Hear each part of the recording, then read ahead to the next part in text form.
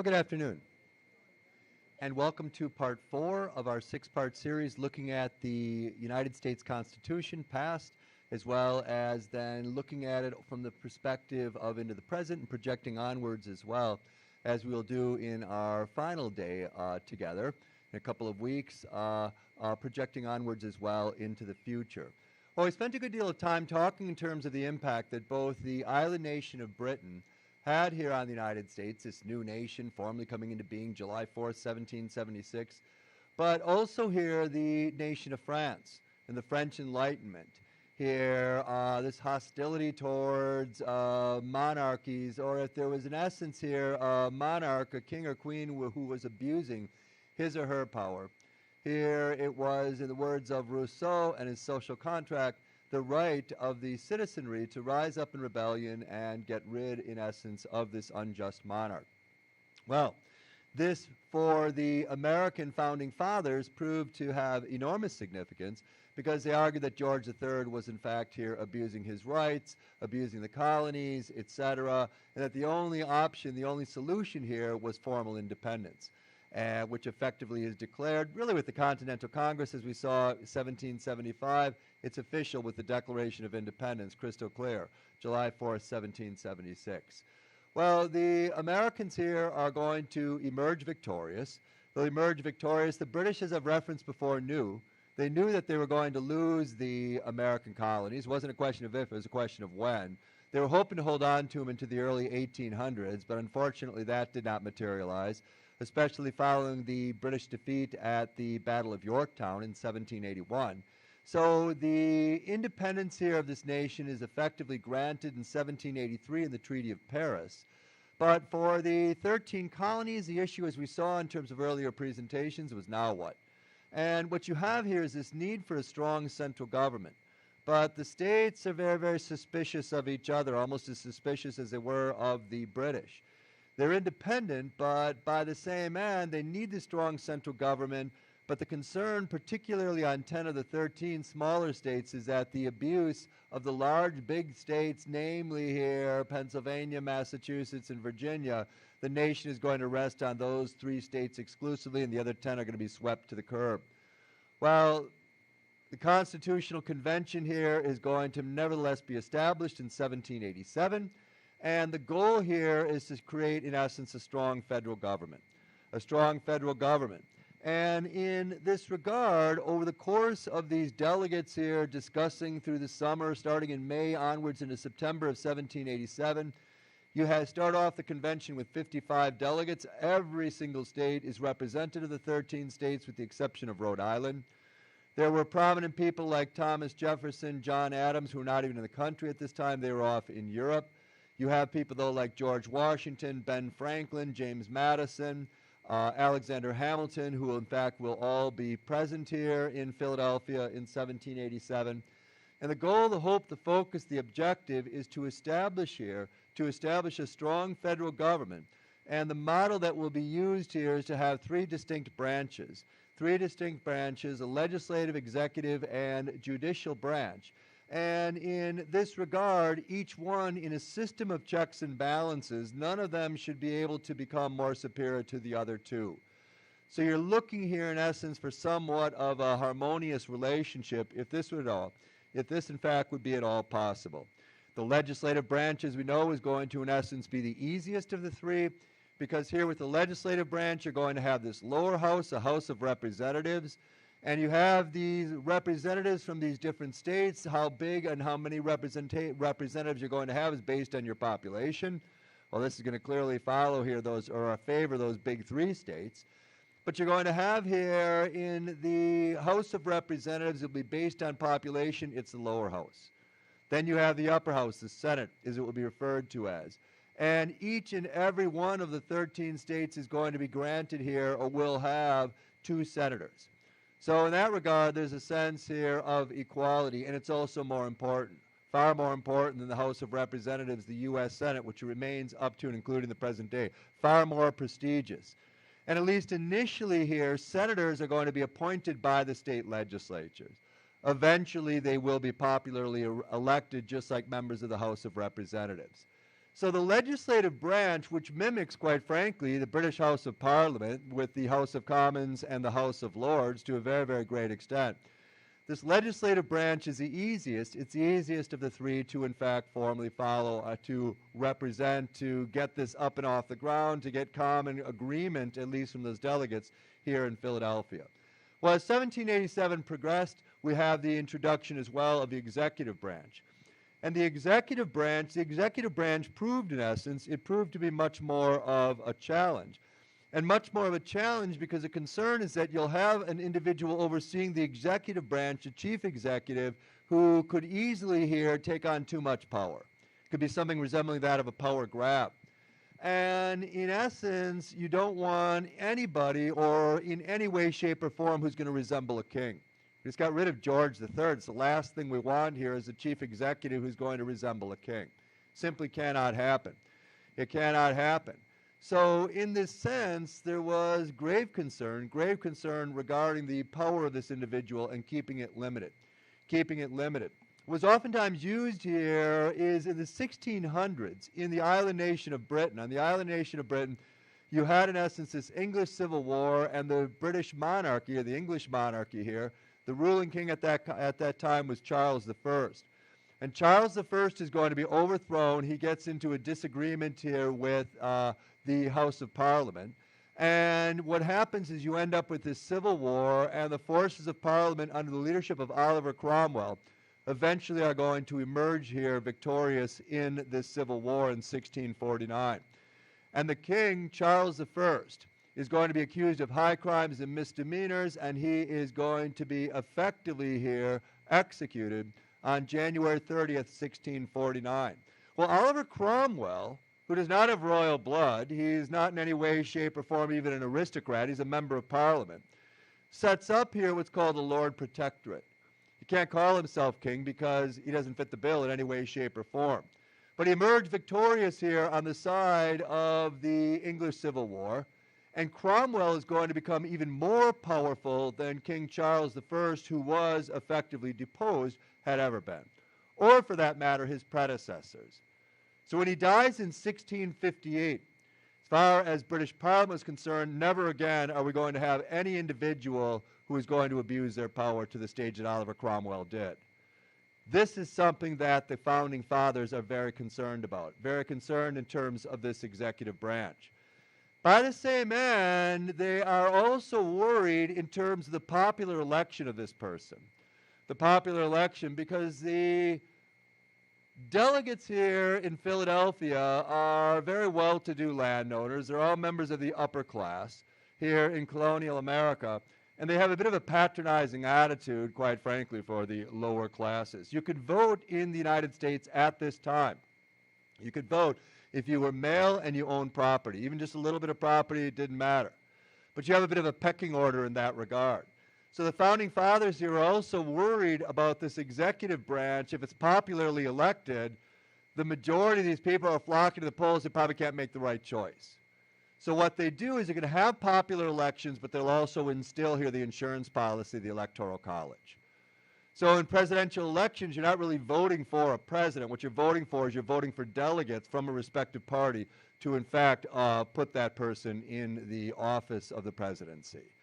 It was an insurance policy because the delegates here had little confidence in your average citizen making the right choice. Well, the judicial branch here, you're going to be introducing federal courts. You're also going to have a Supreme Tribunal or a Supreme Court. The concern here with the Supreme Court is that if you get into a case that the Supreme Court puts forth a proclamation and the other branches ignore it, well, you've got a constitutional crisis. So you are going to also be here as Supreme Court Justice for life. Supreme Court Justice for life, if you so choose. If you don't want to, you don't have to. But you'll be appointed here for life, and by the same end, in this case, you will have a tremendous amount of power issuing in terms of judgments or proclamations. You are going to be interpreting the Constitution, etc. But ultimately, here, there's nothing that says how many Supreme Court justices there can be. We know how many members of the House of Representatives, piece of cake, based on population. Start off with 65 total in the House of Representatives in the United States. We know how many senators. Well, we got 13 states. You got 2 senators each, 26 senators. We're going to have 1 chief executive and cabinet members as well, more people to as well fill out the executive branch. How that would all turn out, they weren't entirely sure. There would be a work in progress. With the judicial branch, you could have 7 Supreme Court justices, you could have 50, you could have 24, you could have 4, it didn't matter. That was something that could be, in fact, here a flexible number. And it remains as such here in the present day, though by and large you usually had 9, but there have been other numbers here over the course of the 1800s.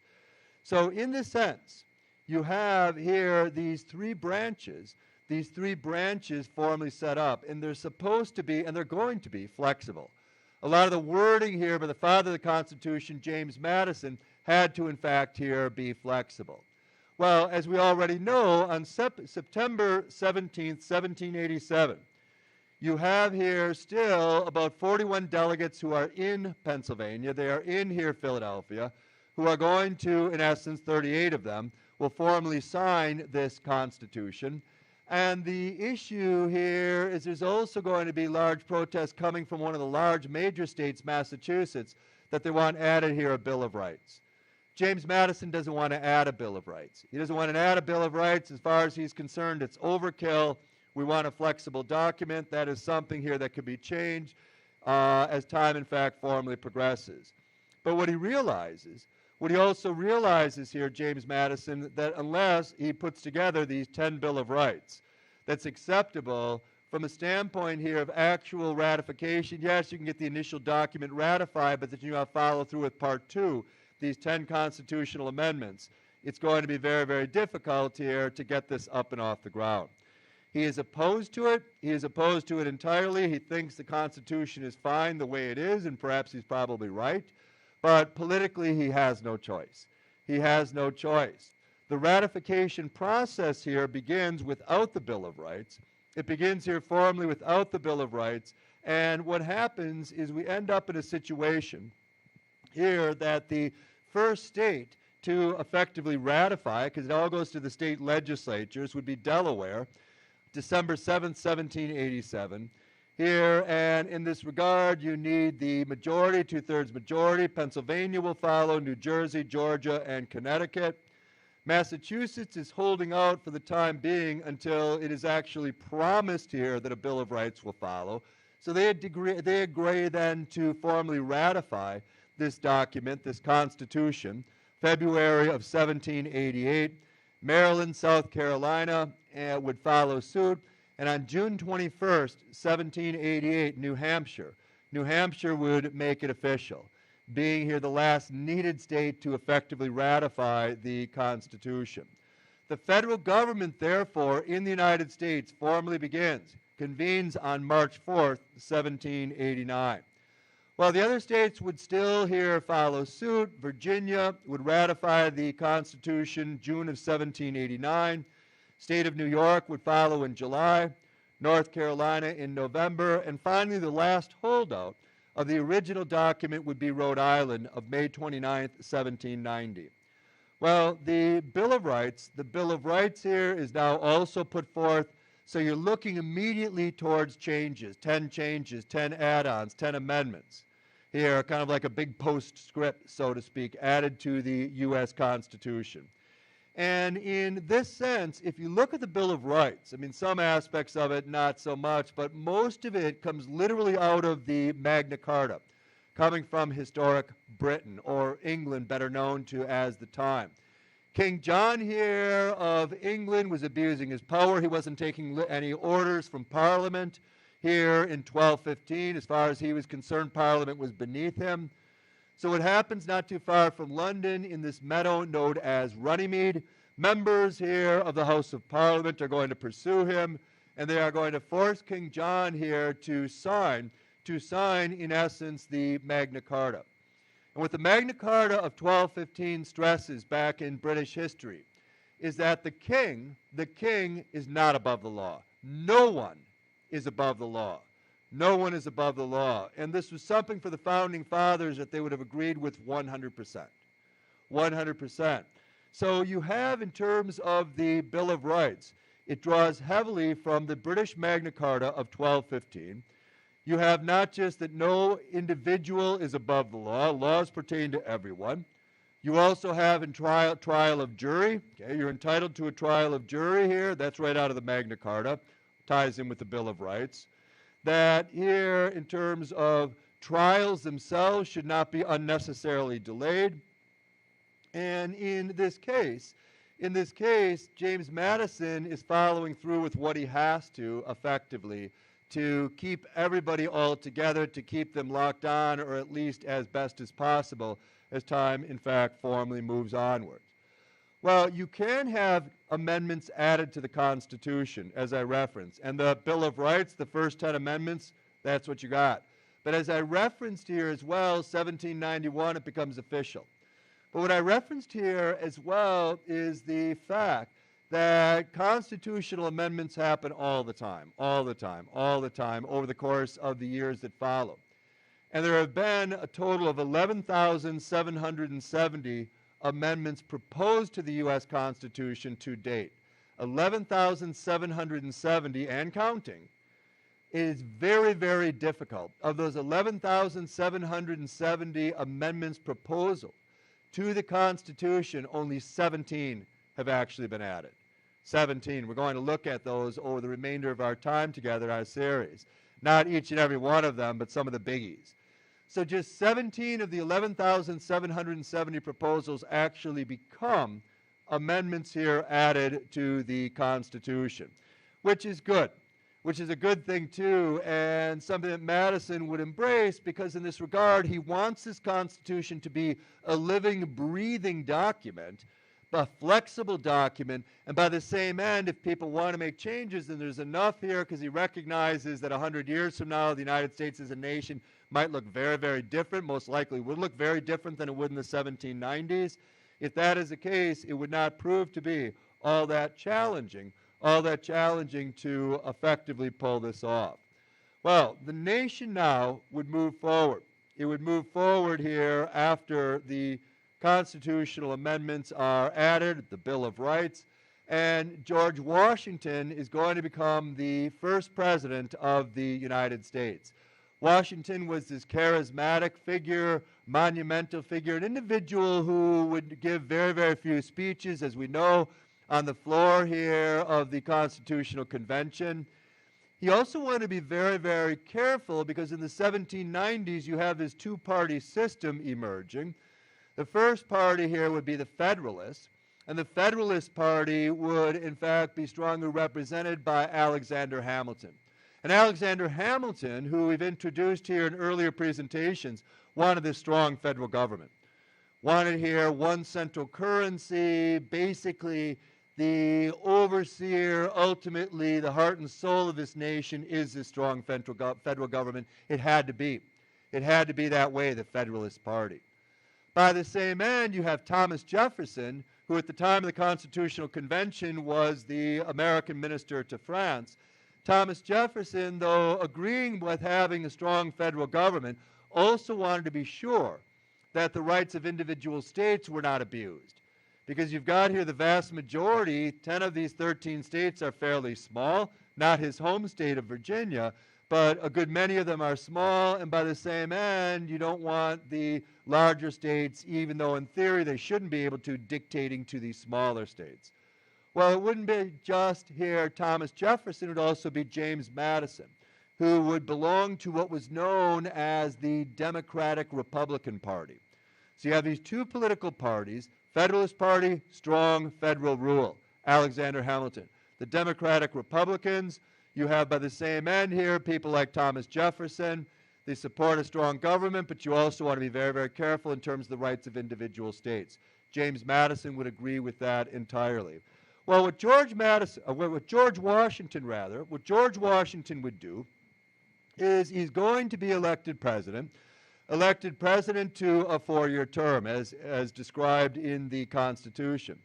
And you have to run for the presidency every 4 years. You're going to have an election. Even if you won the first go-around, you decide to run for a second term, well, you've got to run for a second term. You have to be effectively elected for this position. But Washington's not going to run as a Federalist or a Democratic Republican. He's somebody who's above it all, in essence. And it's difficult to say which political party he actually belonged to. He seemed to lean more towards Alexander Hamilton and the Federalists. Washington, in his decisions here, was more of a Federalist than a Democratic Republican. But by the same end, he was careful to walk, in essence, down the middle of the road. After here being reelected to a second four-year term in office, he decided here enough was enough. It was a good experience, very positive, no doubt whatsoever as far as Washington was concerned, but it was time to step aside and let somebody else here oversee the reins of the nation, so to speak. And John Adams then would become elected as the second president in U.S. history, John Adams. Well, in this situation, from the standpoint of the United States as a nation, by the time we get to 1800, here, the nation itself is still very, very small. It's a growing nation. You have a population of 5 million citizens here along the eastern seaboard of the United States. 5 million, but in terms of overall power, it's incredibly weak, tremendously weak. And in this sense here, trying to pull itself together, its number one trade relationship here at the dawn of the 19th century would be with Europe. But the problem as well is that not only were the British taking advantage of the Americans, so too were the French. The French would, along with the British, they would come up on American merchant ships. They would board the ships. They would basically here seize all the cargo. They would take here these American merchant sailors and they would force them either into the French Navy or the British Navy, depending on the situation. And quite frankly, there was little to nothing that the Americans could, in fact, formally do. So it became very, very difficult because the states here, if they weren't heavily involved in European trade in the early 19th century, they were utterly opposed to approving or supporting in any way, shape, or form what this new nation needed desperately, and that was a navy. It was a navy. The United States Navy would not come into existence here until the third presidency here, or the third president came to office, and that was Thomas Jefferson. And Thomas Jefferson had a very difficult time convincing here all these states to have a navy. Well, if we don't want our merchant sailors kidnapped and all our cargo seized, etc., we've got to find some way of protecting our nation, our well-being. By the same end, you have the origins as well, when we get into the early 1800s, the origins as well of a bit of a rift. Now, countless new individuals are going to be arriving in the United States, seeking citizenship in this new nation, and where they're coming from overwhelmingly is they're coming from the British Isles. They're coming from England, from Wales, they're coming from Scotland, they're coming from Ireland as well to an extent, but if they're coming from Ireland, they're overwhelmingly here Protestant in terms of orientation, in terms of religious identification. This nation, the United States, going back to the colonial era, was a nation for white Anglo-Saxon Protestant males, plain and simple. That was going to be the defining element across the board. But more and more individuals here from the British Isles and from other parts of Western Europe will start arriving here in the United States as the early 1800s, here, in fact, formally continues. And with this happening, where the vast majority of them are settling, the Constitution here is the law of the land. What you have, in essence, is the vast majority of them are settling in the Northeast. They're settling in the Northeast, quite frankly, due to the fact that there's more opportunities. If you're an immigrant here arriving in this immigrant nation, you're making up here, especially when you see a larger and larger influx, what's known as the old immigrant class, coming to this nation from 1820 to 1840. Well, in this case, there's much more opportunities here in the historic northern colonies, especially here in the northeastern part of the United States, than there would be settling in any of the other states.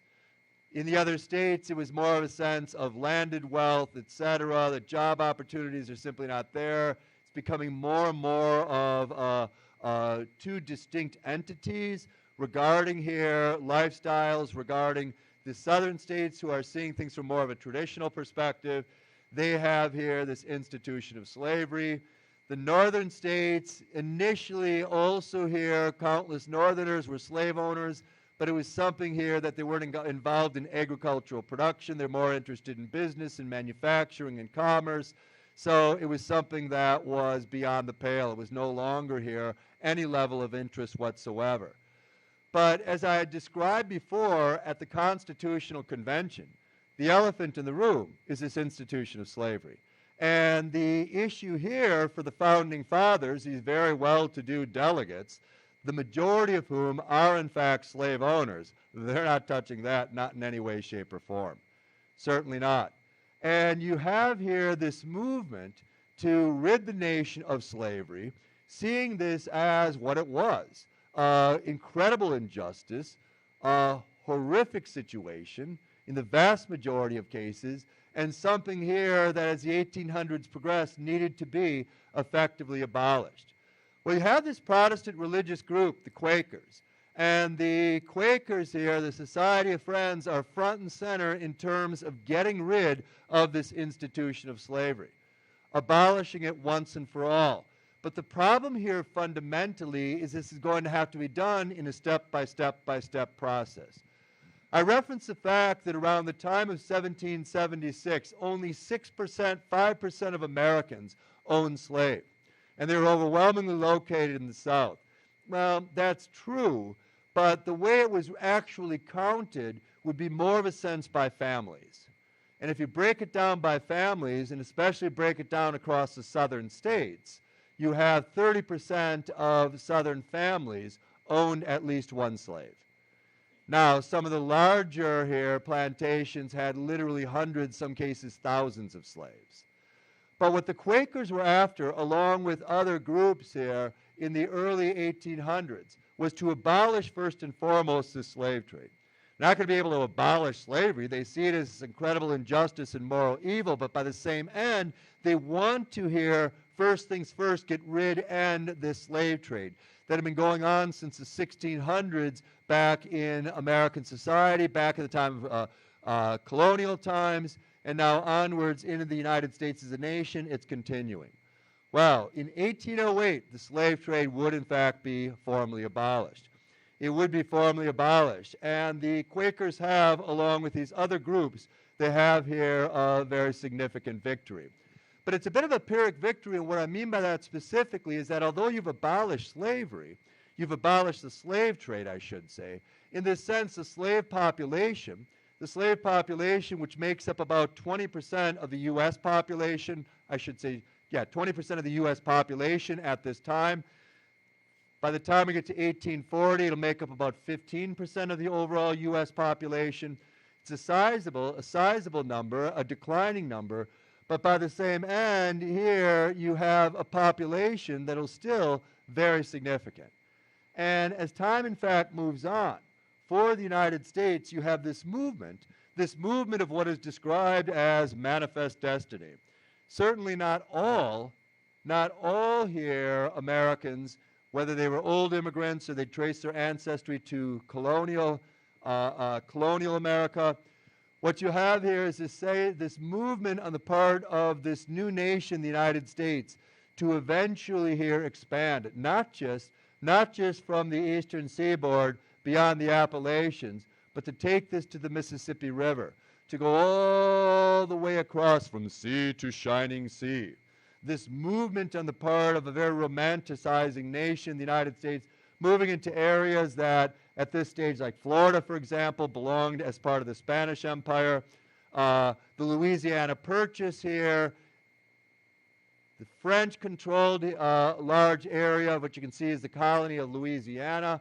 They controlled this for a long time. They lost it in the aftermath of the French and Indian War. Spain took it over. The French are going to get it back in 1803. Napoleon Bonaparte is going to sell here this territory literally for 3 cents of an acre to the President of the United States at that time, Thomas Jefferson.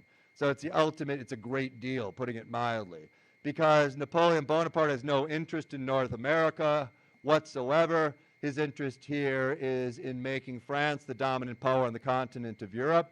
So this is something, as far as he's concerned, can fall by the wayside.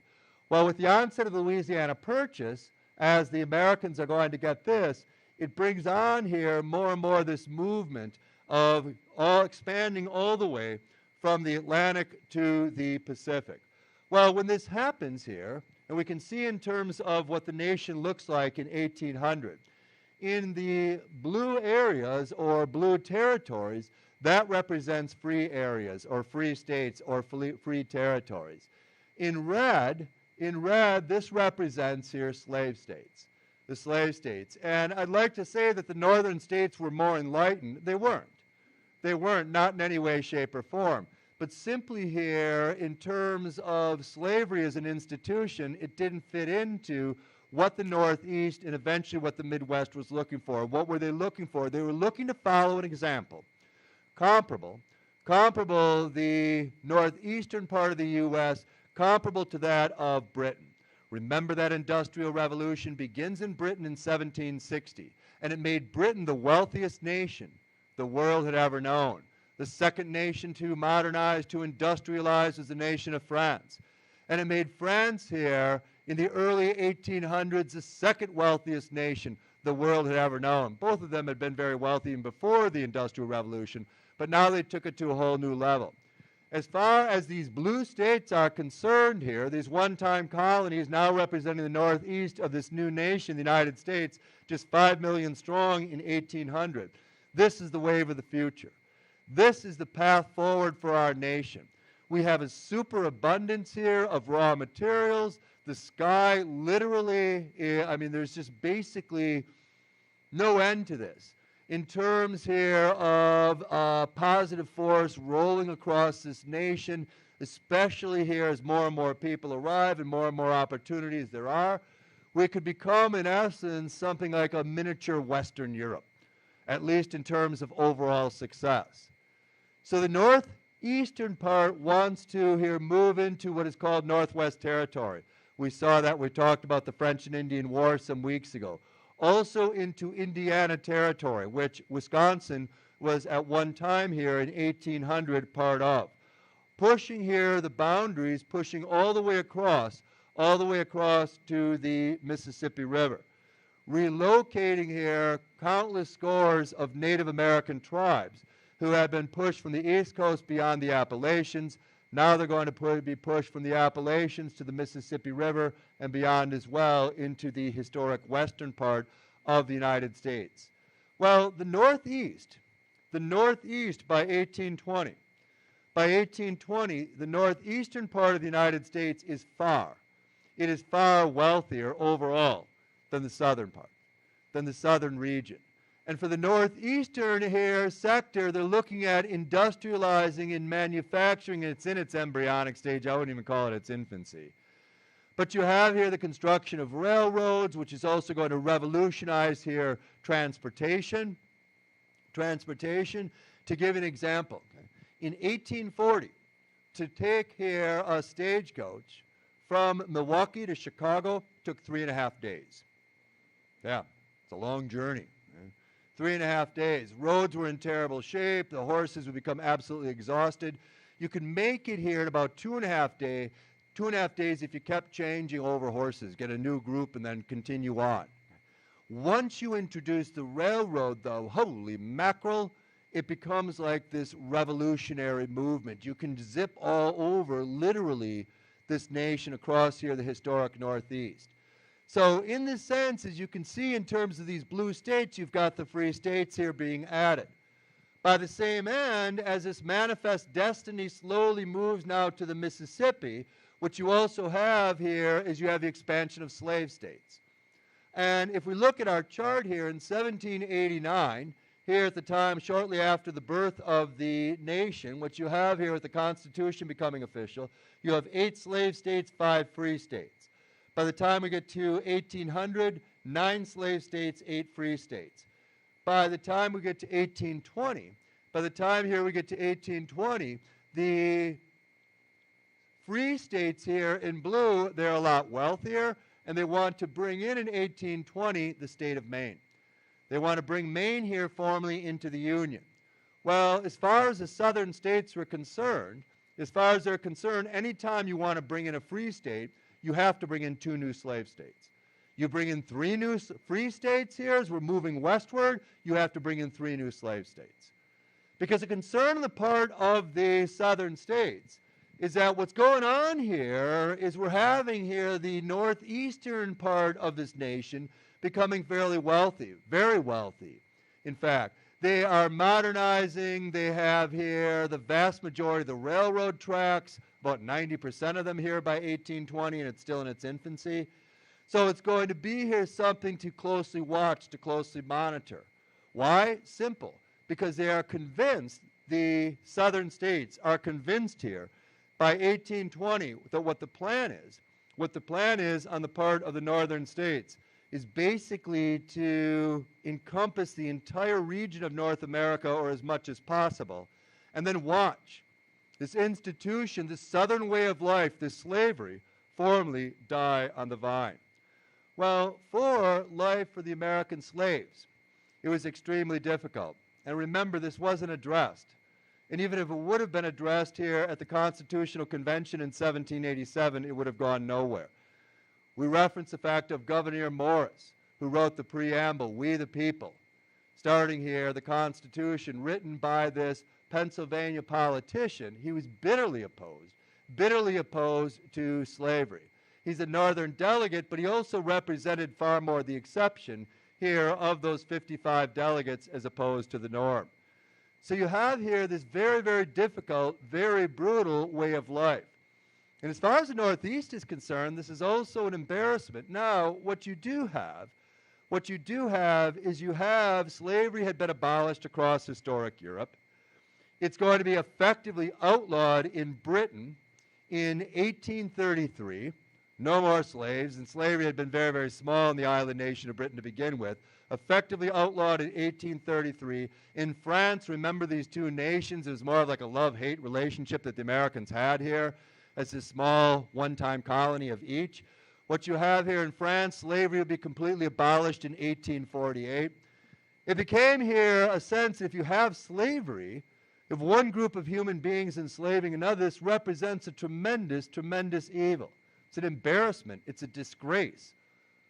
You claim in the Declaration of Independence on July 4th, 1776, that all men are created equal. Well then, what do you consider here black people in this nation? Are they not equal? Are they not citizens? Remember in terms of how they'd be counted as well. Well, in this situation, you have the abolitionist movement becoming all the more prominent. It becomes here all the more prominent. Harriet Tubman becomes one of the major conductors, as they were known as, on the Underground Railroad. And what the issue here for slaves, and it was estimated that more than 100,000 of them are going to escape over the course of the first half of the 19th century. What you would have, Harriet Tubman, a one-time slave herself, she escapes, and what she would do as a conductor is she would go back into the South. This is ungodly dangerous. And here in different plantations and all sorts of aliases, etc., she would recruit here slaves if they wanted to follow her. She'd only take a few at a time. She would rescue here approximately 70 slaves. But she would make 17 trips, 17 missions here to the historic South. And what you would do is you would travel here on this Underground Railroad. She's one of many. It was easier for white abolitionists, certainly, to do this. They'd usually portray themselves as preachers. And to rescue here these people from slavery, her rule of thumb was as follows. Once you agree to it and once we take that first step forward, you have to continue. You have no choice. If you refuse, you will be killed. And I will see to it, because you cannot risk here this operation of the 4 or 5 of us.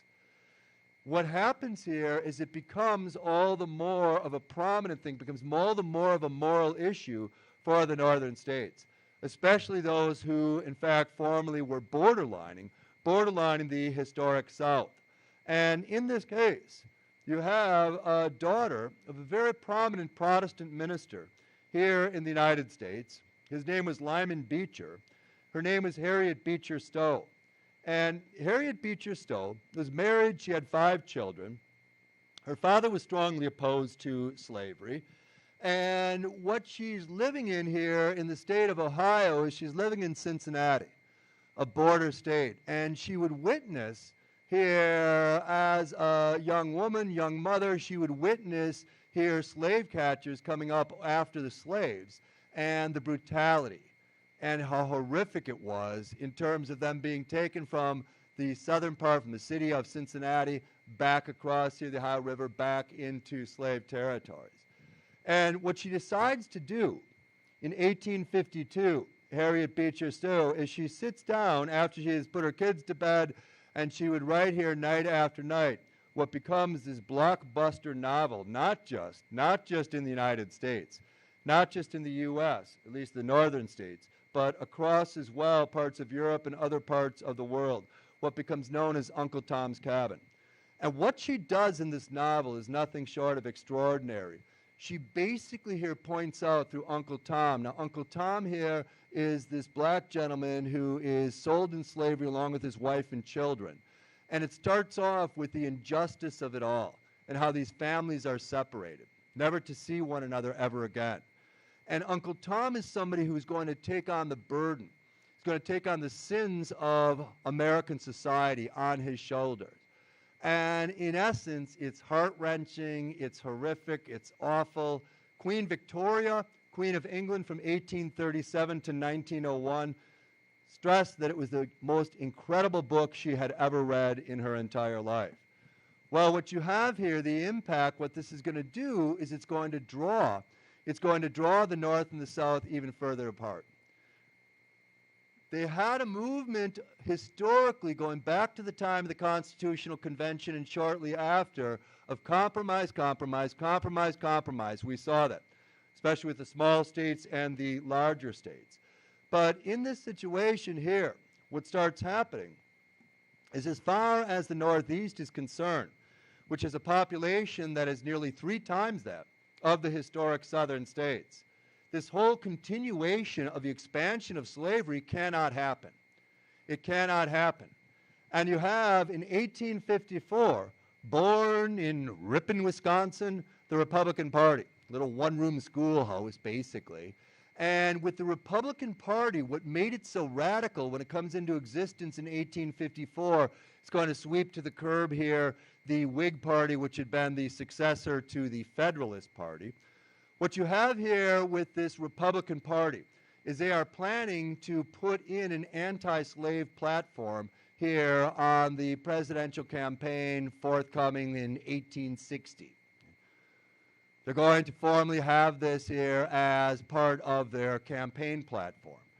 So in this situation here, as far as the southern states are concerned, this has nothing to do with the northern states. Nothing whatsoever here to do with the northern states. And they also realize that what the North is now up to, as this Republican Party in the 1850s becomes more and more prominent here, just getting off the ground from 1854, what the Republican plan here is to completely seal off no more slave states. Wherever slavery here exists, wherever it exists, it can continue. We're not going to move in, the federal forces aren't going to come rolling in here and abolish it entirely. We're going to cut it off, we're going to isolate it, and eventually it's going to die on the vine. Enough is enough. This is not sustainable. For God's sakes, it's the middle of the 19th century. This is morally wrong, this is an embarrassment. And also in terms of the South, what you need to do is transition, transform, and follow here the example of what has been going on in the Northeast. The centerpiece of American power and prominence as far as Northeastern politicians are concerned. But it's a movement here as well that's moving across into the Midwest, into Michigan territory, what's going to soon be 1848, the state of Wisconsin, the state of Michigan, etc. You see a different outlook, a different pathway across the board through and through. And this is the path forward for the nation. As far as the southern states are concerned, our traditional way of life has nothing to do, and this is exactly what we were worried about back at the Constitutional Convention, or our ancestors were. that you're going to have these larger, more prominent, more wealthier states here telling us what we can and cannot do. We're not interfering with New York. We're not interfering with Pennsylvania, nor should they be interfering with our rights. We represent the true America. We represent here what the Founding Fathers were speaking about back in 1787. Well, compromise here is going to come to pass. It simply is no longer possible. Stephen Douglas, a prominent Democratic senator, the Kansas-Nebraska Act of 1854 is going to stress here that we've always compromised in this nation. Anytime we had 2 new free states, we had 2 new slave states, we need to continue that. There's no other options. The only other option would be civil war, and that would be entirely and completely unacceptable. And also here in these respective territories, let the citizens there decide if they want to be slave or free. And if it ends up being here a free state and they'd prefer to live in a slave state, then they can move. They can always move. But the citizens here in these territories, this final step towards becoming an actual state, they should be allowed to formally here agree as to what they want or what they don't want. Well, you can see, as we're stretching across the nation, now we're in 1860, 1861, and what had been a slave state advantage going back to 1789, now by 1861, you have 19 free states, 15 slave states. And as far as this new political party is concerned, the Republican Party, there will be no further expansion of slavery. Not talking that the institution itself needs to be abolished, but stressing here that it cannot go any further. Well, coming forth here from the Republican Party in the late 1850s would be Abraham Lincoln.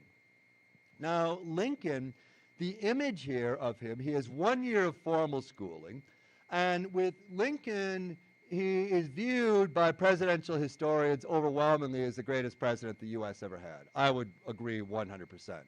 Lincoln is in a league all his own. And it's not just in terms of his leadership at this critical time in U.S. history. It is also the fact of what an exceptional human being he is. Now, as human beings, we all have strengths, we all have weaknesses, no doubt about that. That's what it means to be human. Well, here for Lincoln is a case of, as series in the past I talked about in World War II, the Japanese attack on Pearl Harbor, mastermind Isoroku Yamamoto, December 7th, 1941.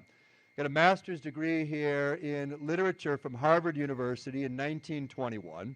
He was fluent in English. He hitchhiked his way all the way across the United States on his way back to Japan in 1924, and he was amazed at the vast industrial complex of this nation. Though he's the mastermind behind Pearl Harbor in World War II, Isoroku Yamamoto is completely and utterly opposed to it. He knows it's going to work, but he knows long-term Japan doesn't have a chance in war against the U.S.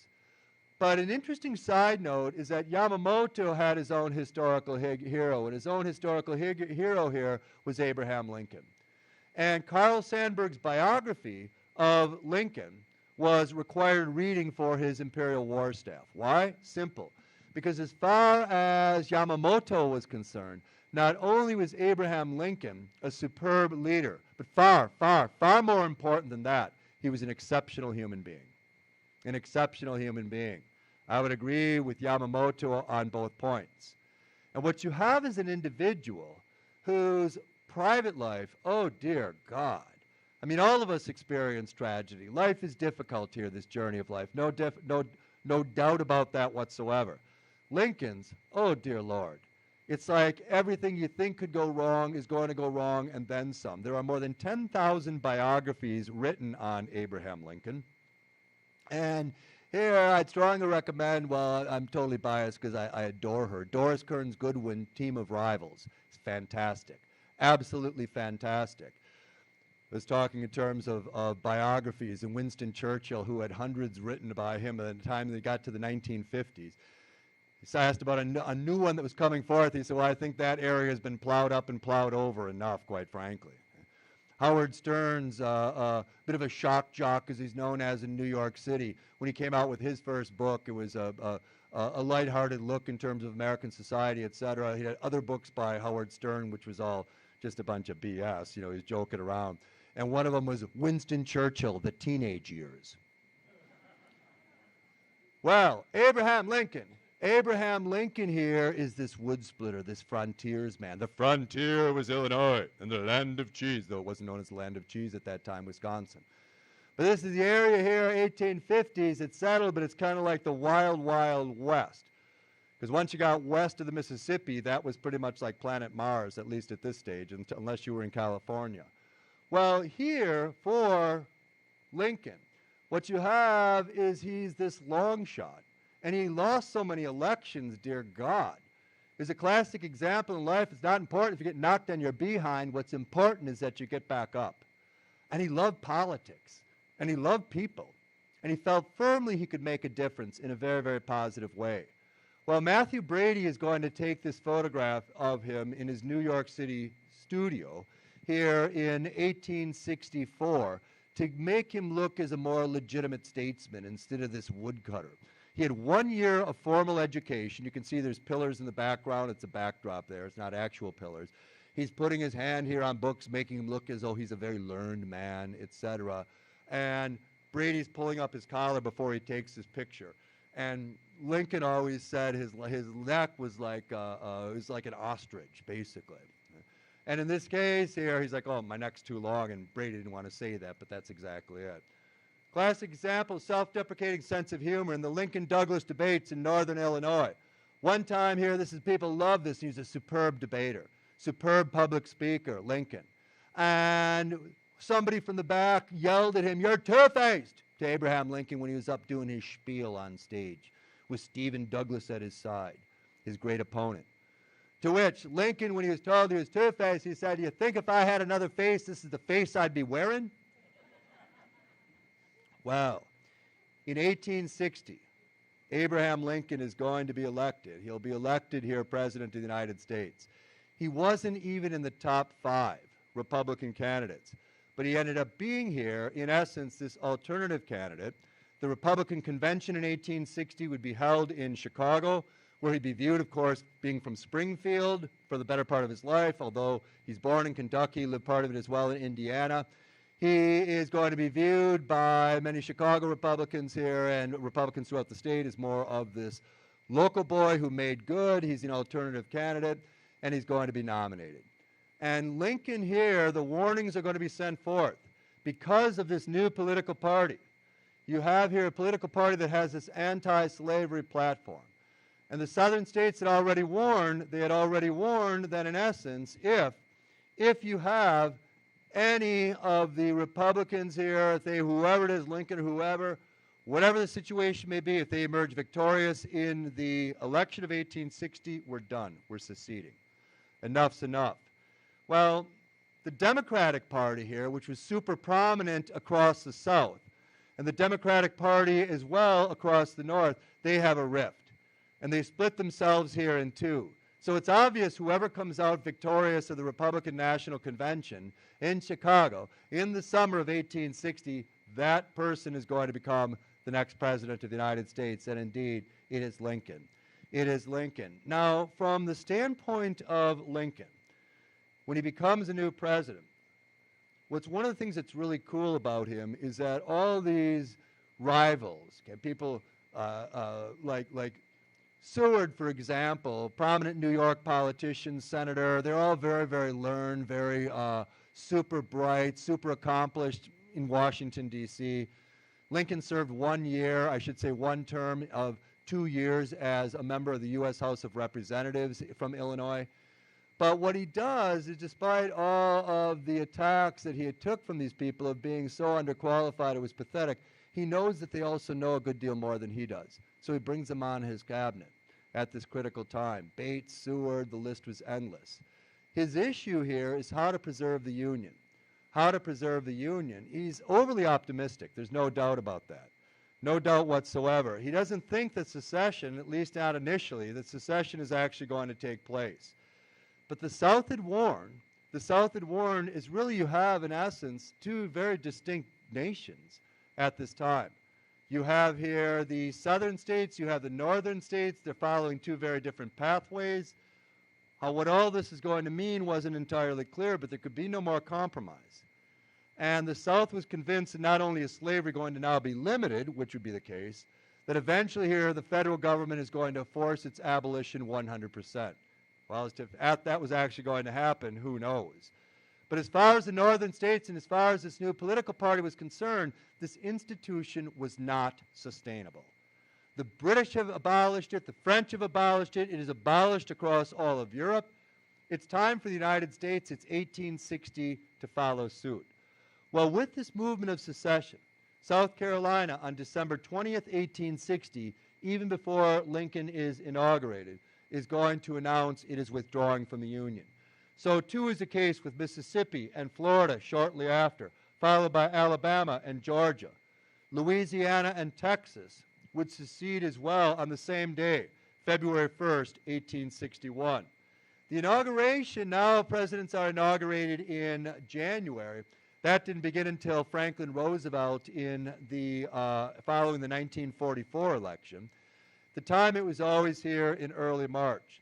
So by the time Lincoln becomes president of the United States, by the time he becomes president of the United States, the time of his inauguration on March 4th, 1861, you have a good many southern states, 8 of them have already left. And what he is doing is very wise. He's following a conciliatory approach here with the South, that he's not even going to talk about secession. He's going to talk about here issues, challenges that we're facing as a nation. And this, of course, is an act of treason because in the Constitution, states cannot simply withdraw from this nation. Well, how to deal with it, especially as more and more are going, such is the case. And you have here, across the northern states, you have a very strong pro-Lincoln approach, very, very supportive here of this new president. As far as the southern states are concerned, this person is the absolute worst of all in American history. This abomination, this disgrace, this embarrassment, this gorilla, they would oftentimes refer to him as well. From Lincoln's standpoint, one thing was certain. He is not going to fire the first shot. He is not going to fire the first shot. If the South, which is now calling itself the Confederate States of America, which he's never once going to ever refer to the South as a confederacy, he'll call them here the rebels, perhaps, but never give them any sort of legitimacy whatsoever. What he is going to do here is he's going to wait. If the South wants war, they have to fire the first shot.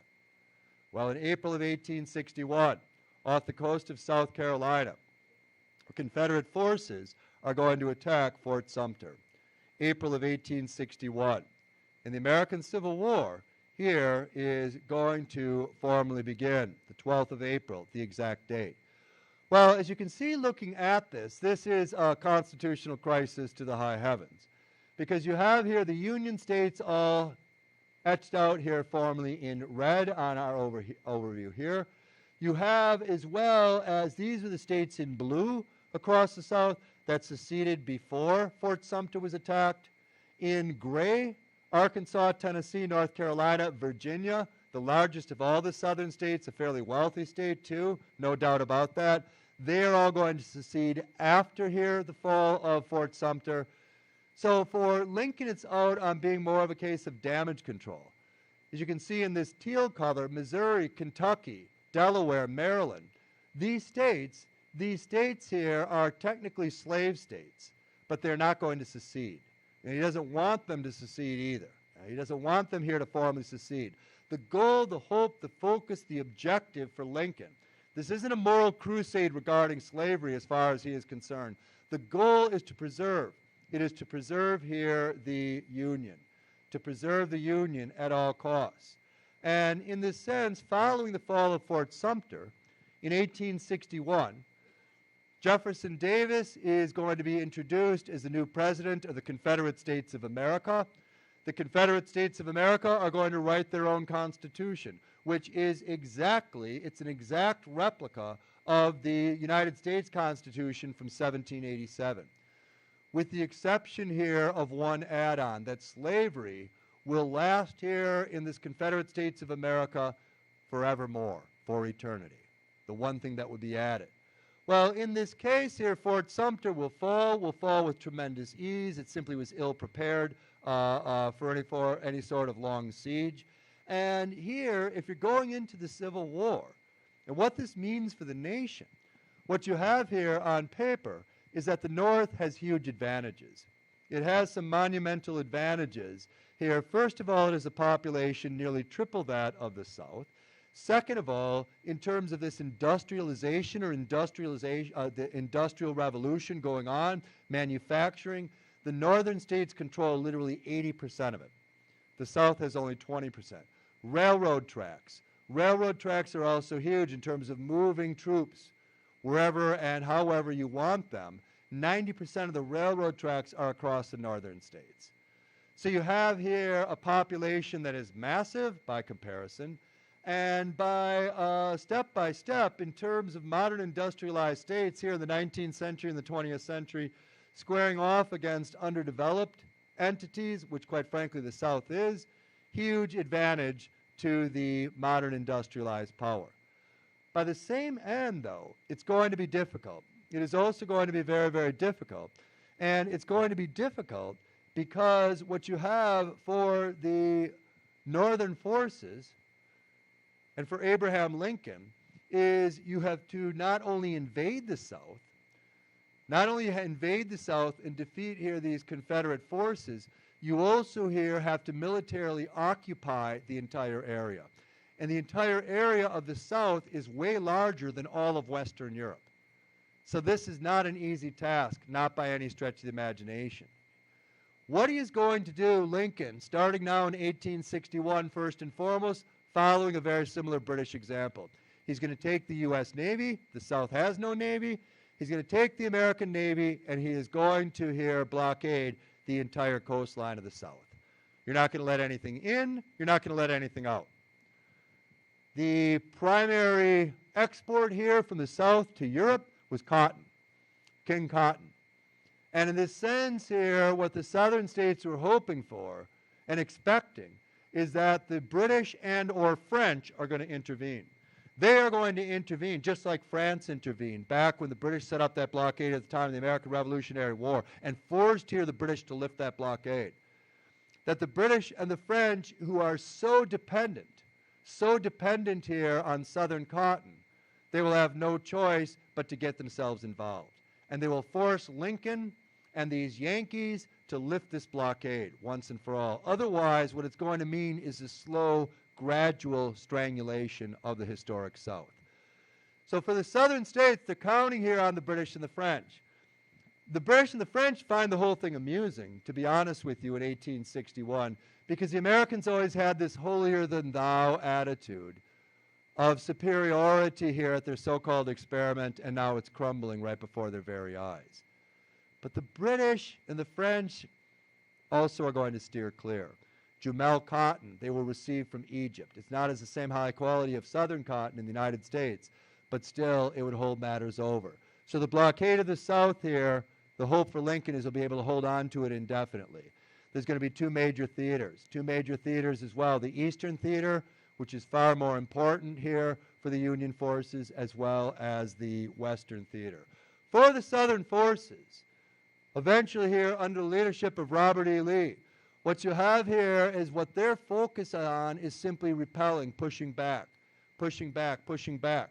taking on here the superior numbers of the Union Army and holding on, holding out at all costs, on the hope here that eventually the northern states will realize this is no longer worth it. It simply is a waste of our time. And what they'll end up doing instead, is formally withdrawing. And we will have this new state, what the Founding Fathers envisioned back in 1787 in Philadelphia, the true United States of America, but called the Confederate States of America. And you'll have, in essence, this two-state solution. This is what the goal, the hope, the focus, the objective was of the southern states. Their task, despite the fact being badly outnumbered in terms of overall financial resources, the Northeast and the Midwest has a great deal more than what the southern slave states have, but to hold on and hold out at all costs and eventually preserve their independence. This is the big constitutional crisis. Huge, huge crisis for this nation. And from the standpoint here of the Northerners, they looked upon the Southerners as these not just rebels, but these treasonous thugs, these criminals who were a disgrace, an embarrassment here to the nation. But the issue here and the rallying point for your average Northerner was not the abolition of slavery.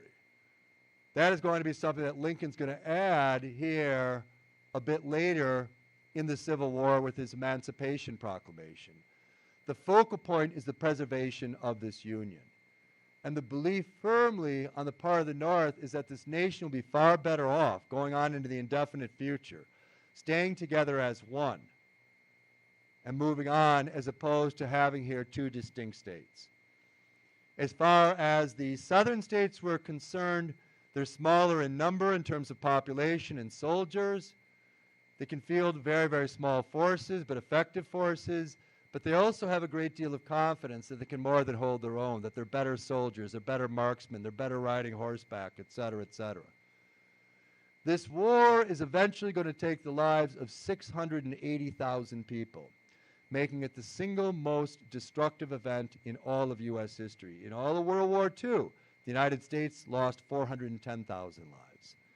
The American Civil War, with a population at this time in the U.S. of just 23 million, the American Civil War here is going to crank things up to a whole new level in terms of an absolutely horrific event.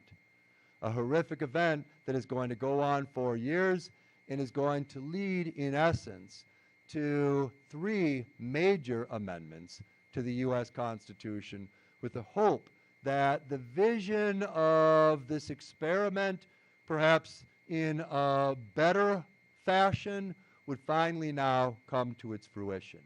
And the course of this briefly, as well as these constitutional amendments here, that will then prove to blow the door wide open in this immigrant nation of the United States for newcomers to begin flocking in greater and greater numbers, we will see in our presentation next time. Thank you so very much. Thank you.